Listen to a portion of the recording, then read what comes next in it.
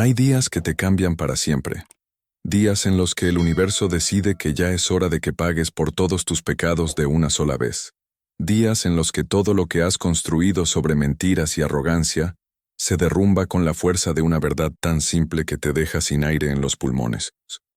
Para mí, ese día llegó un martes de agosto bajo el sol abrasador de Cuenca, cuando caminaba por las calles empedradas del casco antiguo sintiendo el peso de mi traje italiano pegándose a mi espalda por el calor, cuando un mendigo se acercó a pedirme unas monedas y yo lo rechacé sin siquiera mirarlo a la cara, hasta que algo brilló en sus manos y me obligó a detenerme, a mirar de verdad, a ver lo que había estado negando durante 40 años. Me llamo Carlos Hernández. Tengo 57 años. Soy dueño de una cadena de supermercados que factura más de 80 millones de euros al año. Y hasta aquel martes de agosto, me creía un hombre que se había hecho a sí mismo, un self-made man, como dicen los americanos. Alguien que había salido de la nada y construido un imperio con puro trabajo duro y determinación. Pero estaba mintiendo, joder. Me había estado mintiendo a mí mismo durante décadas. Y hacía falta que un hombre sin hogar con ropa sucia y manos temblorosas me mostrara un objeto del pasado para que toda mi casa de naipes se viniera abajo. ¿De dónde me escuchas ahora mismo? ¿Desde qué rincón de España o del mundo? Escribe ahí en los comentarios porque necesito saber que no estoy solo en esto. Que alguien más ha tenido que enfrentar las mentiras que se contó a sí mismo durante años. Que alguien más ha descubierto que todo lo que pensaba que sabía sobre su propia historia era una ficción conveniente. Aquella mañana había amanecido con ese calor seco de Castilla-La Mancha que te seca la garganta antes de que des 2 pasos fuera de casa, con ese sol implacable que convierte las calles en hornos y el aire en algo casi sólido que tienes que empujar con el pecho para poder respirar. Yo había llegado a Cuenca el día anterior para revisar la apertura de mi nuevo supermercado en las afueras de la ciudad. Uno de esos hipermercados modernos con aparcamiento enorme y precios bajos que estaban matando lentamente al comercio tradicional del centro histórico. Pero eso no me importaba entonces. Los números en mi cuenta bancaria no tenían sentimientos ni remordimientos. Me había alojado en El Parador, el hotel de lujo instalado en un antiguo convento con vistas a las casas colgadas y al río Huécar, serpenteando en el fondo del desfiladero. Y esa mañana había decidido dar un paseo por el casco antiguo antes de mi reunión, caminar por esas calles medievales que subían y bajaban entre edificios antiguos de piedra desgastada por siglos de viento y lluvia. Cuenca siempre me había puesto nervioso. Había algo en esa ciudad suspendida entre el cielo y el abismo, con sus casas colgadas desafiando la gravedad en el borde del precipicio, que me recordaba demasiado a mi infancia, a cosas que prefería mantener enterradas. Yo había nacido en un pueblo aún más pequeño a 40 kilómetros de aquí, un pueblo de mierda con 3 calles y una plaza, donde no había futuro para nadie, donde los jóvenes se iban en cuanto podían porque quedarse significaba morir lentamente de aburrimiento y pobreza. Había escapado de allí a los 18 años con lo puesto, y una maleta de cartón. Había trabajado como repositor en un supermercado en Madrid. Había ahorrado cada céntimo, había estudiado por las noches, había trepado escalón por escalón hasta comprar mi primer pequeño colmado, luego otro, luego 10, luego 50, hasta convertirme en lo que era ahora, un hombre rico con traje de marca y reloj suizo que valía más que lo que mis padres ganaron en toda su vida juntos. Caminaba por la calle Alfonso Oito con la cabeza alta, y las gafas de sol oscuras protegiéndome no solo del resplandor, sino también de tener que hacer contacto visual con la gente común, que llenaba las calles estrechas, turistas con cámaras colgando del cuello, familias locales con niños corriendo y gritando, viejos sentados en bancos de piedra a la sombra de los edificios hablando de política y fútbol con ese acento castellano cerrado que me traía recuerdos incómodos. El olor a churros fritos y chocolate caliente salía de una churrería cercana, mezclándose con el aroma de pan recién horneado de una panadería tradicional, y por un segundo, solo un segundo, me permití recordar las mañanas de domingo de mi infancia, cuando mi madre nos compraba churros como un lujo especial que nos hacía sentir ricos, aunque estuviéramos tan jodidamente pobres que a veces cenábamos solo pan con aceite y azúcar. Pero aparté ese recuerdo rápidamente, como siempre hacía con cualquier cosa que me recordara de dónde venía, porque Carlos Hernández el millonario no tenía pasado. Había nacido completamente formado el día que firmó el contrato de su primer negocio. Fue cerca de la Plaza Mayor, en esa esquina donde la calle se estrecha tanto que dos personas apenas pueden pasar al mismo tiempo, donde lo vi por primera vez. Estaba sentado en el suelo con la espalda apoyada contra la pared de piedra de un edificio que debía tener 500 años, con las piernas estiradas sobre las baldosas desiguales y una gorra de béisbol vieja y descolorida en el suelo frente a él para recoger monedas. Era un hombre mayor. Debía tener 60 y muchos o 70 y pocos años, con el pelo largo y gris enredado, la barba descuidada, la piel curtida por años de vivir a la intemperie, con ese color marrón oscuro que viene de dormir bajo puentes y pasar días enteros bajo el sol. Llevaba ropa que alguna vez fue decente, pero ahora estaba tan sucia y rasgada que era difícil decir de qué color había sido originalmente. Una chaqueta de pana marrón con los codos deshilachados, pantalones que habían sido vaqueros, pero ahora eran más agujeros que tela, zapatillas deportivas sin cordones que revelaban dedos sucios cuando se movía. Había varios mendigos en esa esquina. Era un punto estratégico donde los turistas pasaban camino a ver las casas colgadas, pero algo en este hombre en particular llamó mi atención, aunque no de forma positiva. Me irritaba verlo allí. Me irritaba su presencia como si fuera un reproche personal, como si su existencia en mi campo de visión fuera un insulto deliberado a mi éxito. Y cuando nuestras miradas se cruzaron por un instante antes de que yo apartara la vista, vi algo en sus ojos, una lucidez que no esperaba, una inteligencia clara que contrastaba con su apariencia de vagabundo destrozado. Y eso me irritó aún más, porque significaba que probablemente podría estar haciendo algo productivo con su vida, en lugar de pedir limosna en las calles. Aceleré el paso para pasar junto a él sin hacer contacto, mirando deliberadamente hacia el otro lado, pero entonces él extendió una mano temblorosa y sucia con las uñas negras, y dijo con una voz ronca pero sorprendentemente fuerte: «Por favor, señor, una moneda para comer. Llevo 2 días sin probar bocado. Que Dios se lo pague». Y yo, madre mía, yo hice algo que ahora me avergüenza tanto que me duele físicamente recordarlo. Me detuve, lo miré por encima del hombro con desdén apenas oculto, y le dije con una voz fría, que había perfeccionado durante años de tratar con empleados incompetentes: «Busca trabajo en lugar de pedir limosna. España está llena de oportunidades para quien quiera trabajar de verdad».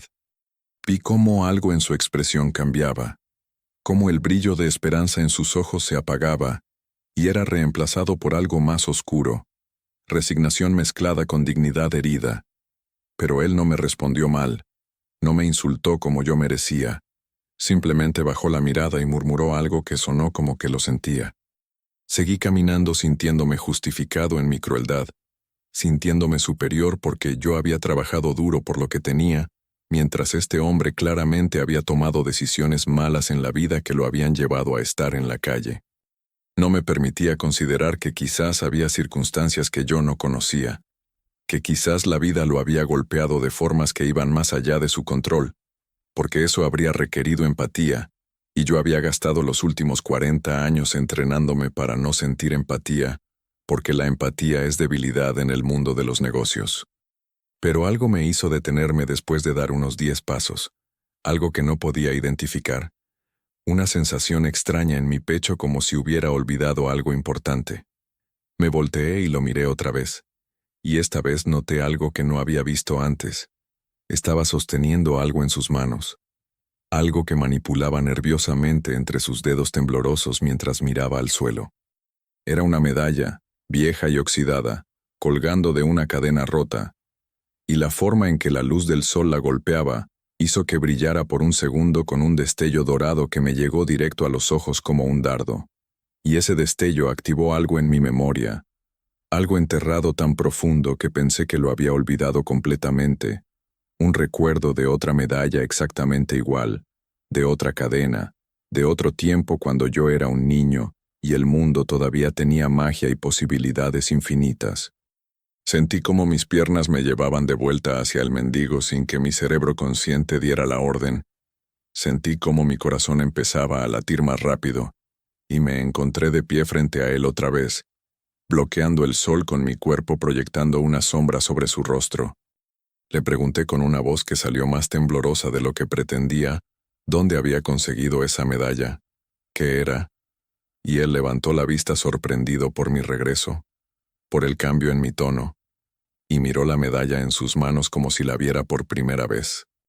Me dijo con esa voz ronca que probablemente venía de años de tabaco barato y noches durmiendo en el frío que era de San Cristóbal, el patrón de los viajeros, que la había tenido durante muchos años, que era lo único que le quedaba de su antigua vida. Y yo sentí como el mundo se inclinaba bajo mis pies porque yo conocía esa medalla. Joder, yo conocía esa maldita medalla, porque había tenido una exactamente igual cuando era niño.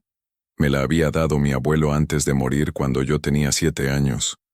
Me había dicho que me protegería en todos mis viajes por la vida, que San Cristóbal cuidaba de los que caminaban lejos de casa. Le pedí que me la mostrara más de cerca, y él dudó, mirándome con desconfianza justificada después de cómo lo había tratado minutos antes, pero finalmente extendió la mano con la medalla descansando en su palma sucia. Me agaché, acuclillándome frente a él sin importarme que mi traje caro se manchara con el polvo del suelo, y tomé la medalla con manos que me temblaban incontrolablemente. La di vuelta y en la parte de atrás, apenas visible bajo décadas de suciedad y oxidación, había letras grabadas, iniciales y una fecha. Limpié la suciedad con el pulgar, frotando hasta que las letras se hicieron visibles, y lo que vi me dejó sin respiración, sin palabras, sin nada excepto un vacío aterrador en el pecho. Las iniciales eran CH, a Carlos Hernández, y la fecha era 28 de julio de 1973, mi fecha de nacimiento, grabada por mi abuelo cuando mandó hacer la medalla especialmente para mí. Esta era mi medalla, mi maldita medalla que había perdido cuando tenía 12 años, el día en que me fui a Madrid por primera vez con mis padres para visitar a un tío enfermo. La cadena se había roto en el autobús, y yo había llorado desconsoladamente por horas. No porque la medalla tuviera valor monetario, sino porque era el último regalo de mi abuelo, y sentía que lo había decepcionado al perderla. Y ahora, 45 años después, estaba aquí en las manos de un mendigo en las calles de Cuenca. Y eso no tenía ningún sentido. ¿Cómo era posible? ¿Cómo podía ser que este hombre tuviera mi medalla? Había alguna conexión que yo no podía ver todavía, pero que estaba ahí palpitando entre nosotros como algo vivo y peligroso. Le pregunté con voz ahogada dónde la había encontrado, cuándo, cómo había llegado a sus manos, y vi cómo algo cambiaba en su expresión, cómo me miraba más de cerca ahora, estudiando mi rostro con atención. Y entonces sus ojos se abrieron más, y su boca formó una O de sorpresa. Me preguntó con voz incrédula si era yo, si era Carlitos, el hijo de Mariano y Carmen, el nieto de Cristóbal el carpintero, y sentí que el suelo desaparecía completamente bajo mis pies, porque esos nombres, esos malditos nombres que no había escuchado en décadas, me golpearon como un puñetazo en el estómago. Asentí sin poder hablar, y él empezó a llorar, lágrimas corriendo por sus mejillas sucias dejando caminos limpios, y dijo con voz quebrada que era él, que era Tomás Ruiz, el mejor amigo de mi padre, el hombre que había sido como un tío para mí cuando era niño. Y entonces todo se conectó con una claridad aterradora. Todos los recuerdos que había estado suprimiendo durante años volvieron de golpe como una inundación que rompe una presa. Tomás, el compañero de trabajo de mi padre en la fábrica textil del pueblo, el hombre que venía a cenar a nuestra casa los domingos, que me enseñó a jugar al fútbol en la plaza, que me regalaba caramelos a escondidas de mis padres, que me contaba historias de aventuras cuando yo era niño y soñaba con ver el mundo. Tomás, que había estado allí el día que perdí mi medalla en el autobús, que me había consolado diciéndome que seguramente la encontraría alguien que la necesitara más que yo, que San Cristóbal cuidaba de todos los viajeros, y que la medalla seguiría haciendo su trabajo protegiendo a quien la tuviera. Tomás, que había recogido la medalla del suelo del autobús cuando nadie miraba, guardándola con la intención de devolvérmela. Pero luego, ¿qué pasó luego? ¿Por qué terminó siendo él quien la necesitó? ¿Por qué terminó siendo él quien se convirtió en el viajero sin hogar que necesitaba protección desesperadamente? ¿Has tenido alguna vez un momento en el que tu pasado y tu presente chocan de forma tan violenta que sientes que tu identidad entera se desmorona? Escribe ahí en los comentarios si alguna vez has descubierto que la persona que pensabas que eras estaba construida sobre el olvido conveniente, sobre borrar partes de tu historia que no encajaban con la narrativa de éxito que querías contar. Yo estaba acuclillado en una calle de Cuenca, sosteniendo mi medalla de la infancia, mientras miraba a un hombre que había conocido toda mi vida, pero que no había reconocido, porque llevaba 40 años entrenándome para no ver a la gente pobre, para no reconocer rostros que me recordaran de dónde venía. Y la vergüenza, madre mía, la vergüenza que sentí en ese momento fue tan intensa que pensé que iba a vomitar allí mismo en la calle. Pensé que iba a morir de la pura toxicidad de mi propia hipocresía. Le pedí que me contara qué había pasado, cómo había terminado en la calle. Y él habló durante lo que parecieron horas, pero probablemente fueron solo minutos, con su voz ronca contándome una historia de tragedia tras tragedia que había convertido su vida en un descenso imparable hacia el abismo. Me contó que después de que mi familia se mudara a Madrid cuando yo tenía 13 años, después de que mi padre consiguiera ese trabajo mejor en la capital y nos llevara a todos lejos del pueblo que yo había odiado tan desesperadamente, Tomás se había quedado atrás trabajando en la fábrica que cada año pagaba menos y exigía más. Me contó que la fábrica había cerrado en los 90, cuando toda la producción se trasladó a China, que él había quedado sin trabajo a los 40 y pocos años, demasiado viejo para reinventarse, demasiado específicamente cualificado en un oficio que ya no existía. Me contó que había intentado encontrar trabajo, cualquier trabajo, pero en pueblos pequeños de Castilla, cuando eres un hombre de mediana edad sin educación formal, las opciones son casi inexistentes. Me contó que su mujer lo había dejado, llevándose a sus 2 hijos con ella, yéndose a vivir con su hermana en Albacete, diciéndole que no podía seguir con un hombre que no podía mantener a su familia. Me contó que había caído en la bebida, que había gastado sus ahorros minúsculos ahogándose en vino barato, tratando de olvidar el dolor de haberlo perdido todo, que había perdido su casa pequeña cuando no pudo pagar la hipoteca, que había vivido con amigos por un tiempo hasta que agotó su bienvenida, hasta que finalmente terminó en la calle sin nada, excepto la ropa que llevaba puesta, y esa medalla de San Cristóbal que había guardado durante todos estos años como su única posesión valiosa, su única conexión con tiempos mejores cuando tenía un amigo llamado Mariano y un niño llamado Carlitos que lo miraba con adoración. Me contó que había estado viviendo en las calles durante casi 20 años, moviéndose de ciudad en ciudad, durmiendo en albergues cuando había espacio o bajo puentes cuando no lo había, sobreviviendo de limosnas y de la caridad ocasional de extraños, con su salud deteriorándose lentamente, con enfermedades que no podía tratar porque no tenía seguro médico ni dinero para doctores, con cada año que pasaba sintiéndose más invisible, más fantasma que hombre, hasta que llegó a creer que quizás ya estaba muerto y esto era solo algún tipo de purgatorio donde seguía caminando por España, eternamente sin encontrar descanso. Y mientras me contaba todo esto, yo estaba sentado en el suelo junto a él. Ya no me importaba mi traje, ya no me importaba cómo me veía. Solo podía pensar en cómo este hombre que había sido tan bueno conmigo cuando era niño, que me había mostrado bondad desinteresada, había estado sufriendo todo este tiempo mientras yo construía mi imperio, y como yo acababa de rechazarlo minutos antes, sin siquiera reconocerlo, sin ver al ser humano real debajo de la ropa sucia y la barba descuidada. Le pregunté por mis padres, si sabía qué había sido de ellos, y vi cómo su expresión se volvía aún más triste. Me dijo que mi padre había muerto hace 15 años, un infarto repentino mientras trabajaba, que lo había leído en el periódico local, porque todavía mantenía conexión con gente del pueblo, que había querido ir al funeral pero que no tenía dinero para el autobús, y además sentía demasiada vergüenza de aparecer en su estado actual. Me dijo que mi madre había muerto solo 3 años después, de un cáncer que la consumió rápidamente, y que mis padres estaban enterrados juntos en el cementerio del pueblo que yo no había visitado en más de 30 años. Y esta información me golpeó como un martillo, porque yo no había sabido nada de esto. Había cortado contacto con mis padres hace décadas, después de una pelea estúpida sobre dinero, después de que ellos me pidieran ayuda para pagar deudas, y yo me negara diciéndoles que si hubieran trabajado más duro como yo no tendrían problemas financieros.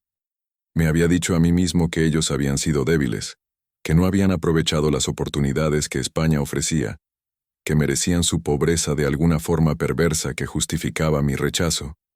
Y ahora descubría que habían muerto, que mi padre había trabajado hasta que su corazón literalmente explotó, que mi madre había sufrido con cáncer probablemente sin tratamiento adecuado porque no podían pagarlo, y yo no había estado ahí, no había sabido, no había tenido la oportunidad de despedirme, porque había sido tan arrogante, tan obsesionado con construir mi nueva identidad como hombre, hecho a sí mismo, que había borrado completamente mi pasado, incluyendo a las personas que me habían dado la vida y me habían amado cuando no era nadie. Rompí a llorar allí en la calle, sollozos profundos que sacudían mi cuerpo entero, y Tomás, este hombre al que acababa de rechazar cruelmente, puso su mano sucia en mi hombro en un gesto de consuelo, y esa bondad inmerecida me destruyó todavía más. Le dije que lo sentía, que sentía muchísimo todo, no haber estado ahí para mis padres, no haber buscado a la gente del pueblo, no haberlo reconocido a él, haberlo tratado con desprecio cuando él había sido tan importante en mi infancia.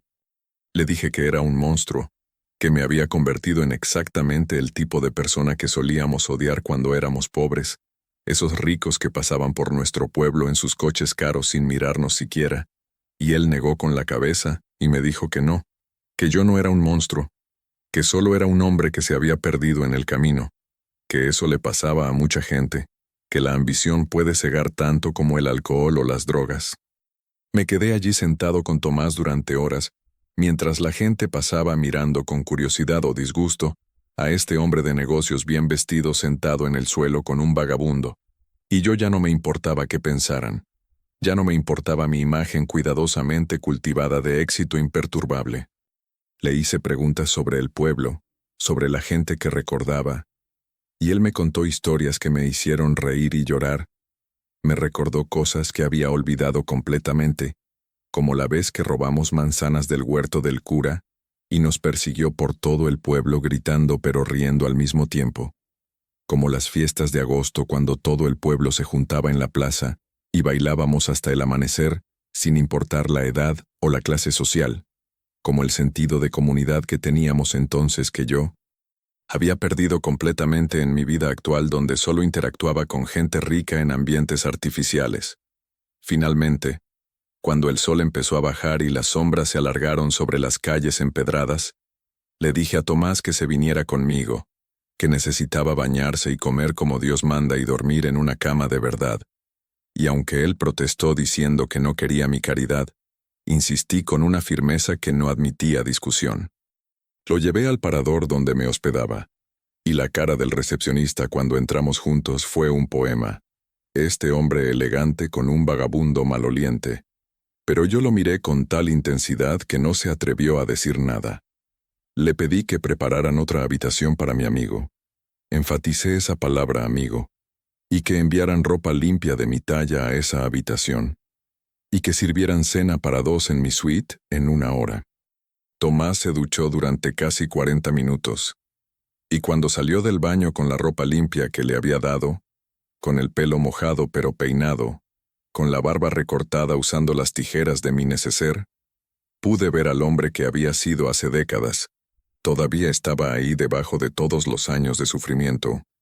Cenamos juntos, cordero asado con patatas y ensalada, una botella de Rioja, pan caliente, y lo vi comer con un apetito que hablaba de días o semanas de hambre, pero comía despacio, con dignidad, sin devorar la comida como un animal desesperado, manteniendo esa cortesía antigua que le habían enseñado sus padres hace tanto tiempo. Y mientras comíamos hablamos más, no solo sobre el pasado, sino sobre el futuro, sobre qué íbamos a hacer ahora. Le dije que quería ayudarlo, que quería asegurarme de que nunca volviera a dormir en la calle. Y él me miró con ojos húmedos y me dijo que apreciaba la oferta pero que no quería vivir de caridad, que todavía tenía orgullo aunque no tuviera nada más. Y yo entendí eso, joder. Lo entendí perfectamente porque yo mismo había rechazado ayuda muchas veces en mi vida cuando estaba construyendo mi negocio, prefiriendo sufrir a sentirme dependiente. Así que le hice una propuesta diferente. Le dije que necesitaba a alguien que administrara un almacén pequeño que tenía en las afueras de Cuenca. No era un trabajo glamuroso, pero era trabajo real con salario real. Y le pregunté si estaría interesado. Vi la sorpresa en su rostro, la duda, la esperanza mezclada con miedo de que esto fuera demasiado bueno para ser verdad. Pero finalmente asintió, y me dijo que sí, que intentaría cualquier cosa por tener una segunda oportunidad. Y así comenzó la transformación, no solo de Tomás, sino de mí también. Durante las siguientes semanas lo ayudé a establecerse. Le conseguí un apartamento pequeño pero decente cerca del almacén. Lo llevé a doctores para que trataran los problemas de salud que había estado ignorando durante años. Bronquitis crónica, problemas dentales severos, malnutrición, todas las consecuencias de vivir en la calle. Lo presenté a los gerentes del almacén como el nuevo supervisor, ignorando sus expresiones escépticas, confiando en que Tomás demostraría su valor. Y lo hizo. Madre mía, cómo lo hizo. Resultó ser un trabajador excepcional, meticuloso y responsable, con una ética de trabajo que la mayoría de mis empleados jóvenes no podían igualar, y en cuestión de meses, había reorganizado todo el sistema de inventario, haciéndolo más eficiente de lo que había sido en años. Pero más importante que ayudar a Tomás fue lo que él hizo por mí. La forma en que su presencia en mi vida me obligó a confrontar quién me había convertido y quién quería ser. Empecé a hacer cambios, primero pequeños pero luego cada vez más significativos. Visité el pueblo donde había crecido por primera vez en 30 años, un viaje de 40 minutos que había estado evitando como si fuera a la luna. Fui al cementerio y encontré las tumbas de mis padres, 2 lápidas sencillas con sus nombres y fechas, y me arrodillé allí en la tierra seca llorando por todo el tiempo perdido, por todas las palabras no dichas, por el orgullo estúpido que me había robado la oportunidad de reconciliarme con ellos antes de que fuera demasiado tarde. Comenta ahí abajo si alguna vez has perdido a alguien sin haber hecho las paces primero, si llevas el peso de palabras no dichas y perdón no pedido. Yo estaba arrodillado en ese cementerio polvoriento bajo el sol castellano, sintiendo todo el peso de mi arrogancia, de mis años negando de dónde venía, y prometí allí mismo sobre sus tumbas que iba a cambiar, que iba a honrar su memoria siendo mejor persona, más humana, más conectada con mi pasado en lugar de huir constantemente de él. Hablé con gente del pueblo, viejos vecinos que me recordaban cuando era niño, y algunos me recibieron con frialdad porque habían oído que me había hecho rico y nunca había vuelto a ayudar a la comunidad que me había criado, y tenían razón en su resentimiento. Yo les había dado la espalda completamente. Así que empecé a hacer donaciones al pueblo. No las grandes donaciones ostentosas que los ricos hacen para tener sus nombres en placas, sino cosas prácticas que realmente ayudarían. Renovación del centro de salud, becas para estudiantes de familias pobres, inversión en un programa de formación laboral para gente desempleada. Abrí una pequeña tienda de comestibles en el pueblo, no un supermercado grande, sino algo más pequeño y personal que daba empleo a gente local y ofrecía precios justos sin intentar expulsar a los comerciantes tradicionales. Y con cada acción, sentía algo aflojándose en mi pecho. Algo que había estado apretado durante décadas finalmente relajándose, permitiéndome respirar de verdad por primera vez en años. Tomás y yo nos volvimos cercanos otra vez, no de la misma forma que cuando éramos más jóvenes porque demasiado tiempo había pasado, y éramos personas diferentes ahora, pero construimos algo nuevo, una amistad entre dos hombres que habían visto lo mejor y lo peor de la vida, y que se entendían mutuamente en un nivel fundamental. Los domingos comíamos juntos, a veces en mi casa en Madrid, a veces en su apartamento en Cuenca donde él cocinaba platos sencillos que sabían mejor que cualquier comida de restaurante caro. Me contaba historias de sus días en la calle, no con autocompasión sino con una especie de filosofía sorprendente. Había aprendido cosas sobre la naturaleza humana que yo nunca habría aprendido desde mi torre de marfil.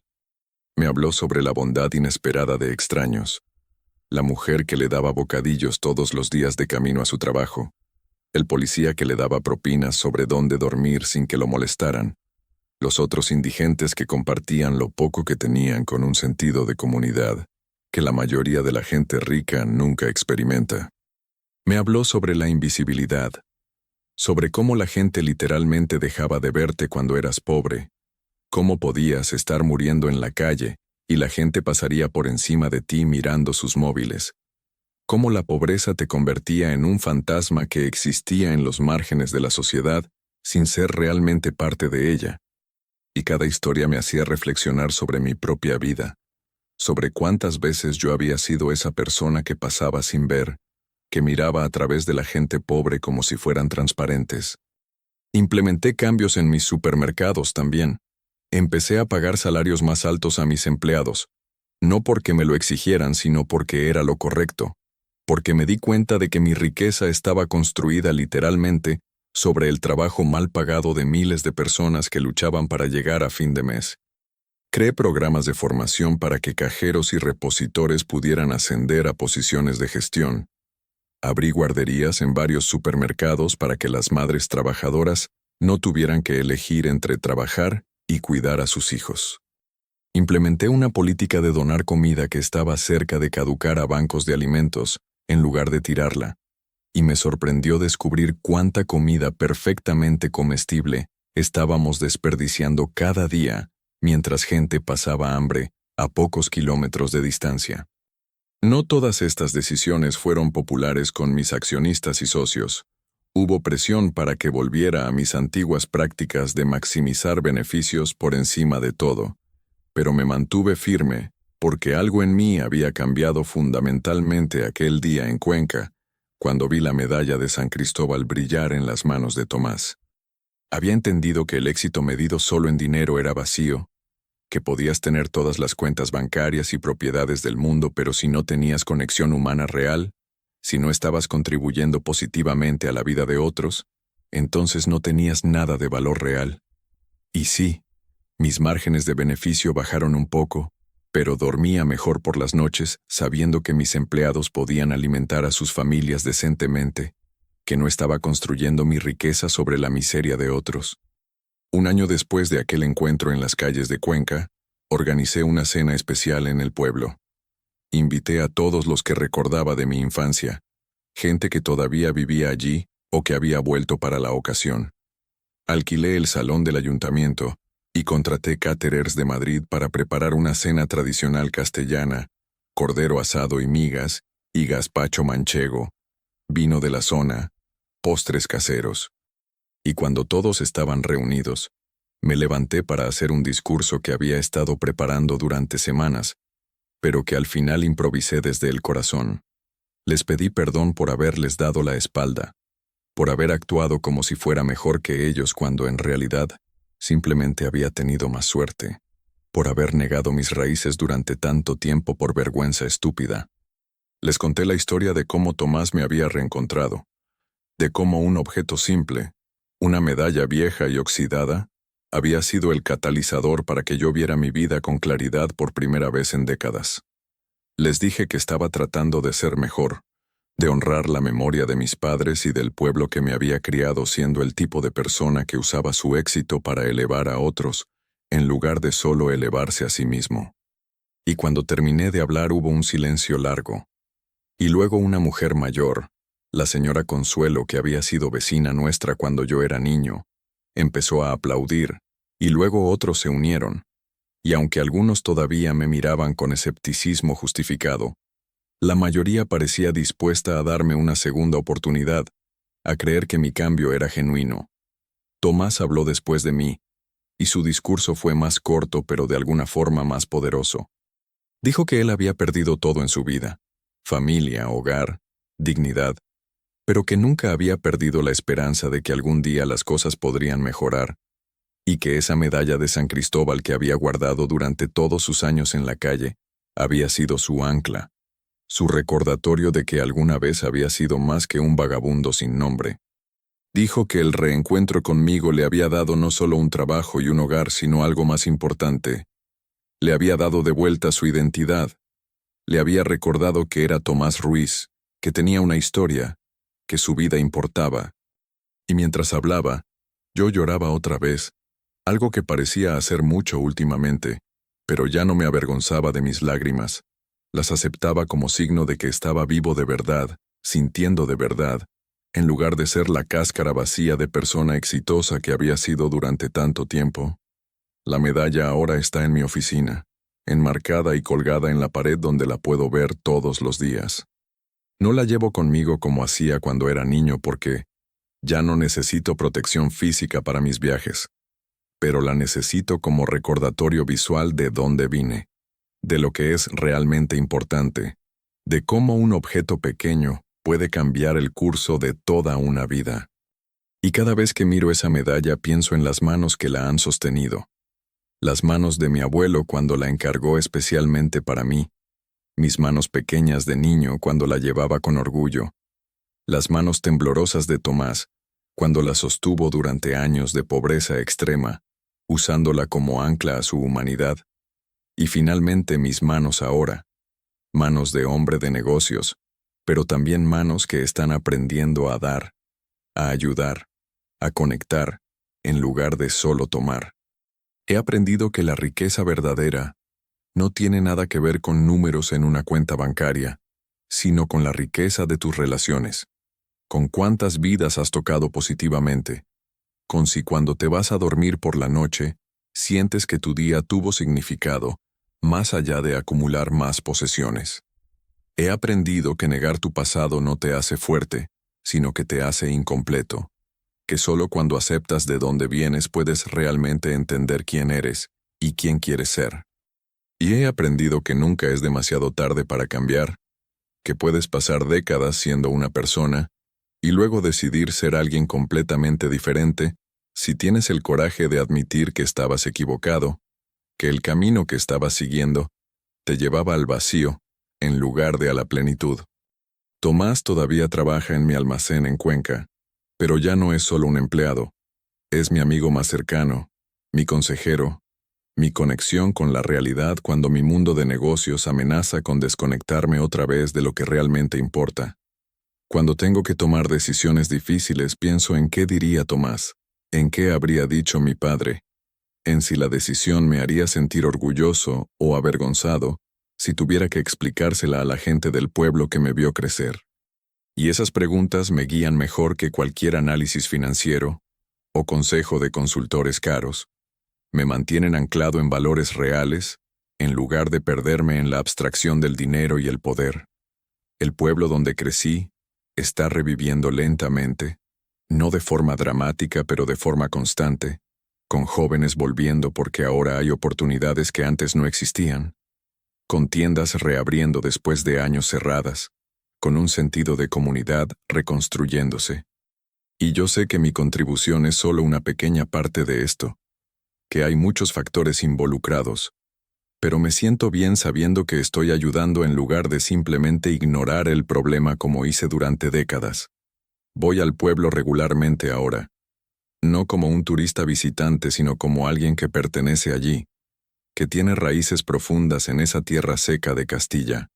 Y cada visita me alimenta el alma de formas que ninguna reunión de negocios podría hacerlo. ¿Qué harías tú si te encontraras cara a cara con tu pasado de la forma más inesperada? ¿Tendrías el coraje de mirarlo de verdad, de reconocer quién fuiste y cómo llegaste a ser quien eres ahora?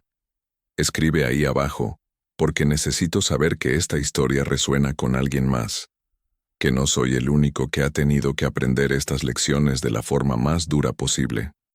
Yo tuve la suerte de tener un segundo encuentro con Tomás, de tener la oportunidad de rectificar mi crueldad y mi arrogancia, pero mi padre y mi madre murieron sin que yo tuviera esa oportunidad con ellos. Y eso es algo con lo que tengo que vivir cada día. Ese remordimiento que no se puede resolver porque las personas están muertas, y las palabras de perdón que debería haber dicho hace años, no pueden ser dichas ahora. Pero lo que puedo hacer es honrar su memoria viviendo de una forma que los habría hecho sentir orgullosos, siendo el tipo de hombre que ellos intentaron criar antes de que la ambición y el orgullo me corrompieran. Y puedo contar esta historia, compartir lo que aprendí, para que quizás alguien más escuchando esto reconozca algo de sí mismo en mi experiencia y tome decisiones diferentes antes de que sea demasiado tarde, antes de que también descubran que las personas que aman están muertas y enterradas sin haber hecho las paces. Porque esa es la lección más importante que aprendí. No esperes, no pospongas, no des por sentado que tendrás tiempo más adelante, porque la muerte no espera a que estés listo. La gente desaparece y las oportunidades se pierden, y te quedas solo con remordimientos que pesan más que cualquier fortuna que hayas acumulado. Si esta historia te ha tocado de alguna forma, si has sentido algo mientras la escuchabas, déjame una palabra ahí abajo, lo que sea que resuene en tu corazón en este momento. Perdón, redención, familia, humildad, raíces, segunda oportunidad. Escribe lo que sientas porque estas palabras tienen poder. Nos conectan a todos en nuestra humanidad compartida. Nos recuerdan que no estamos solos en nuestras luchas y nuestros aprendizajes. Y si alguna vez has rechazado a alguien, y luego has descubierto que merecían tu respeto y tu ayuda, si alguna vez has negado tu pasado solo para descubrir que ese pasado es lo que te hace quien eres realmente, comparte tu historia, porque todos necesitamos saber que el cambio es posible, que la redención existe, que nunca es demasiado tarde mientras estemos vivos y dispuestos a hacer el trabajo duro de convertirnos en mejores personas. La medalla de San Cristóbal brilla en mi pared de oficina cada mañana cuando llego a trabajar. Ese pequeño objeto oxidado que recorrió un viaje tan largo y tortuoso antes de volver a mí, y cada vez que la miro siento gratitud mezclada con humildad. Gratitud por la segunda oportunidad que me dio el universo. Humildad al entender cuánto había perdido al negarme a ver lo que estaba justo frente a mis ojos. Y pienso en Tomás, en cómo sostuvo esa medalla durante años de sufrimiento extremo manteniéndola como su única posesión valiosa, protegiéndola cuando habría sido más fácil venderla o tirarla, y me pregunto si de alguna forma sabía, si intuía que algún día esa medalla nos reuniría otra vez, que sería el puente entre dos vidas que habían divergido tanto que parecía imposible que volvieran a cruzarse. Creo que San Cristóbal realmente nos protegió a ambos durante todos esos años, no de forma mágica o sobrenatural, sino de la forma en que los símbolos pueden proteger, dándonos algo tangible a lo que aferrarnos cuando todo lo demás se desmorona, recordándonos que alguna vez fuimos parte de algo más grande que nosotros mismos, que hubo amor y comunidad y conexión antes de que la vida nos golpeara y nos dispersara. Y al final, esa medalla cumplió su propósito mejor de lo que mi abuelo podría haber imaginado cuando la encargó hace más de 50 años. No solo protegió mis viajes físicos cuando era niño, sino que protegió mi viaje espiritual de vuelta a mi humanidad cuando era un hombre perdido que había olvidado de dónde venía. Ahora, cuando veo a gente pidiendo en las calles, me detengo, los miro a los ojos, les doy dinero si lo necesitan, pero más importante les doy reconocimiento. Les hago saber que los veo como seres humanos, con historias completas, y no solo como problemas que ensucian el paisaje urbano. Porque he aprendido que cualquiera de nosotros está a unas pocas malas decisiones o golpes de mala suerte de terminar exactamente donde Tomás terminó. Que la línea entre éxito y fracaso es mucho más fina y más arbitraria de lo que la gente exitosa quiere admitir. Y trato a cada persona con la que interactúo, desde el CEO más rico hasta el limpiador más humilde, con el mismo respeto básico porque todos somos viajeros en este mundo. Todos estamos tratando de encontrar nuestro camino. Todos merecemos dignidad. Así que te dejo con esto, con esta historia que cambió mi vida, y que espero toque la tuya de alguna forma también. Te dejo con el recordatorio de que los objetos pequeños pueden tener significados enormes, que el pasado que intentas enterrar eventualmente resurge, que las personas que ignoras en la calle podrían ser exactamente las que necesitas encontrar. Te dejo con la certeza de que nunca es demasiado tarde para cambiar, para reconectar con tus raíces, para elegir humanidad sobre arrogancia, para ser el tipo de persona que cuando llegue al final de su vida, pueda mirar atrás sin un océano de remordimientos ahogándolo. Y te dejo con una pregunta final. ¿Qué estás sosteniendo en tus manos ahora mismo, literal o metafóricamente, que podría ser la clave para cambiar el rumbo de tu vida si tuvieras el coraje de mirarlo de verdad, de entender su significado, de dejar que te guíe de vuelta a quien realmente eres debajo de todas las máscaras y armaduras que has construido? Escribe ahí abajo. Comparte tu verdad. Conecta conmigo y con todos los demás que están leyendo esto, porque juntos somos más fuertes que separados. Juntos podemos recordarnos mutuamente lo que realmente importa cuando el mundo nos presiona a olvidarlo.